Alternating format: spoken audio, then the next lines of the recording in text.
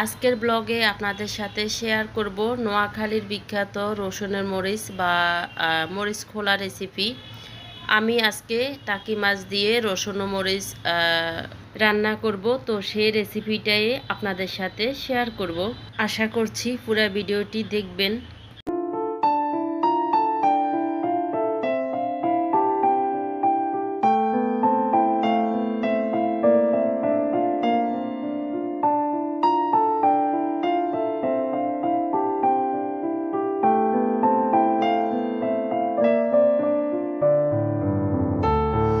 আসসালামু আলাইকুম, welcome back to my channel Panna's family থেকে আমি পান্না বলছি।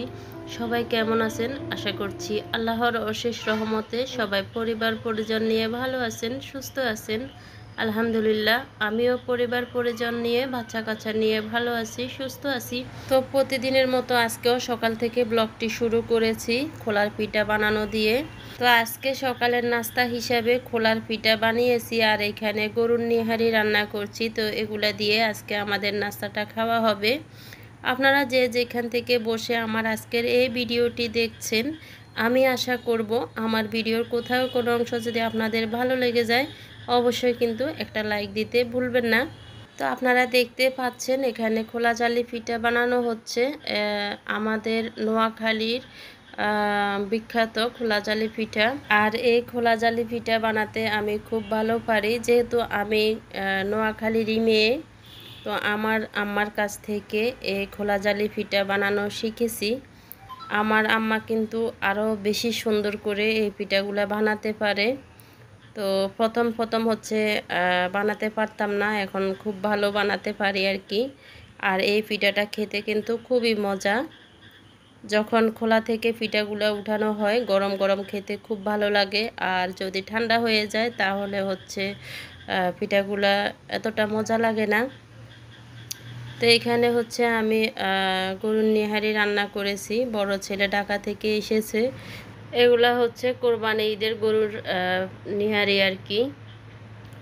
তো এই গরুর নেহারিগুলা রান্না করতে অনেকটাই লেট হয়ে গেছে, যেহেতু বড় ছেলে ঢাকাতে ছিল। তো সেজন্য আর রান্না করা হয় নাই। ও এখন আসছে, তো নেহারিগুলা রান্না করে নিলাম। তো এখন হচ্ছে গরুর নেহারি আর খোলা জালি পিঠা দিয়ে আমরা হচ্ছে নাস্তাটা করে নেব। আমার ছোট ছেলে কিন্তু গরুর নেহারিটা পছন্দ করে না। তো আমরা হচ্ছে নাস্তা করে নিয়েছি, আর এখন হচ্ছে আমি কফি খাবো, ওদের জন্য চা বানিয়েছি। পেটের সমস্যার কারণে চাটা বন্ধ রেখেছি কিছুদিন।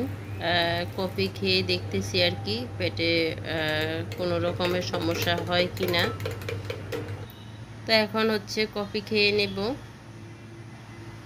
আপনারা যারা আজকে নতুন আমার চ্যানেলটি ভিজিট করছেন, আমার ভিডিওর কোথাও কোনো অংশ যদি আপনাদের ভালো লেগে যায় চাইলে কিন্তু আমার চ্যানেলটি সাবস্ক্রাইব করে আমার পাশে থেকে যেতে পারেন। আর হ্যাঁ, অবশ্যই কিন্তু একটা লাইক দিতে ভুলবেন না। আর যদি আপনাদের কাছে ভালো নাও লাগে দেখতে থাকুন, দেখতে দেখতে হয়তো ভালো লাগতেও পারে। আর এখানে আমি হচ্ছে আম নিয়ে আসলাম 1 ক্যারেট।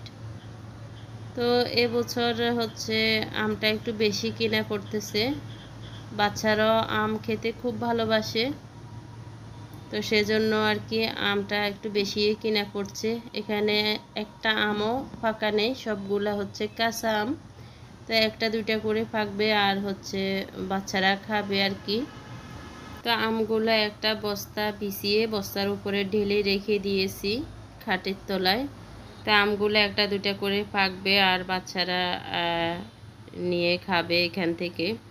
আমার বাচ্চাদেরকে আবার আম কেটে দিতে হয় না, ওরা নিজেরাই কেটে খায়। তো আম কেটে দেওয়ার আর ঝামেলা হয় না, ওরা নিজেরাই কেটে খায়, কেটে খেতে পারে।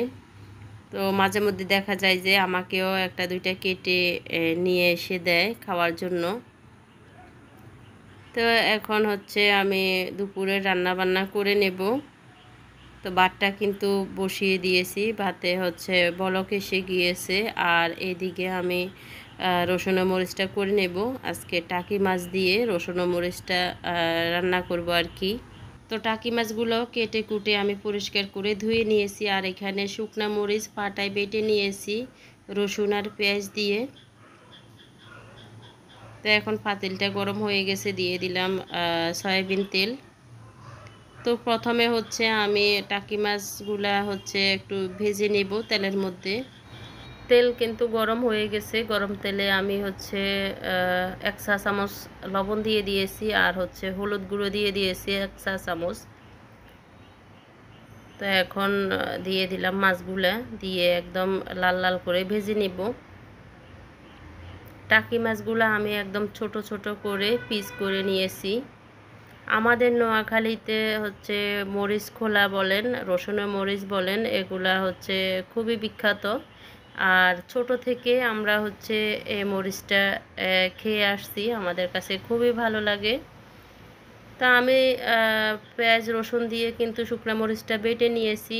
এখন হচ্ছে আরও কিছু বাটা রসুন দিয়ে দিলাম। তারপরে হচ্ছে জিরা ধনিয়ার গুঁড়ো দিয়ে দিলাম। হলুদটা তো আমি প্রথমে দিয়ে দিয়েছি, হলুদ আর হচ্ছে লবণ। তা এখন কিছুক্ষণ এগুলা নেড়ে ছেড়ে ভেজে নেব।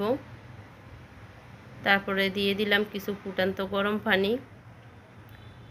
ফুটান্ত গরম পানি দিয়ে ভালোভাবে মরিচটা কষিয়ে কষিয়ে আর কি রান্না করে নেব। আমি এখানে রসুনের পেস্টের সাথে 1/2 চা চামচ আদার পেস্টও দিয়ে দিয়েছি, যেহেতু টাকি মাছ দিয়ে মরিচটা রান্না করতেছি সেজন্য। আপনারা যে কোনো মাছ দিয়ে এই মরিচটা রান্না করতে পারেন বা শুটকি দিয়েও করতে পারেন, খুবই টেস্টি হয় এই মরিচটা। আমি সয়াবিন তেল দিয়ে মরিচটা রান্না করতেছি, আপনারা কিন্তু সরিষার তেল দিয়েও করতে পারেন। সরিষার তেল দিয়ে মরিচটা রান্না করলে বেশি মজার হয়ে থাকে। তো আমি মরিচটা এখন ডেকে দিয়েছি, মরিচটা হতে থাক। আর এইদিকে হচ্ছে আমি মশারির ডাল বসিয়ে দিয়েছি। তো আজকে দুপুরের রান্না বান্না এইটুকুই, রসুনের মরিচ আর হচ্ছে মশারির ডাল। আমি আর মেজো ছেলে এগুলো দিয়ে খেয়ে নিব। দেখি ছোট ছেলেকে একটা ডিম ভেজে দিয়ে দিব। আর হচ্ছে আমি কিছু ভেন্ডি দিয়ে দিব এখানে, ভেন্ডিগুলো একদম কষি। তো আমি হচ্ছে ভেন্ডিগুলো প্রথমে ভালোভাবে ধুয়ে নিয়ে এখন ছোট ছোট পিস করে দিয়ে দিলাম।